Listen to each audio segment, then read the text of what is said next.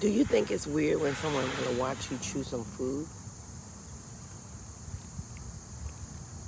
They want to watch you eat. You think that's weird? And don't have a relationship with you. But they want you to post videos at eating. I was watching some of them videos.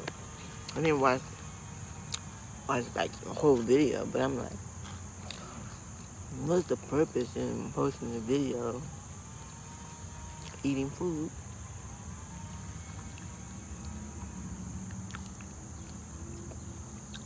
Some of them don't even talk about the food, they just start eating.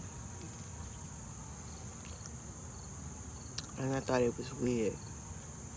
Like, I was looking at them like, why would I want to look at you eating some food? When I don't even want to look at me eating some food. I'm watching this video, I'm doing it. And I'm like, I wouldn't want to watch me eating some food. Just having one of those moments.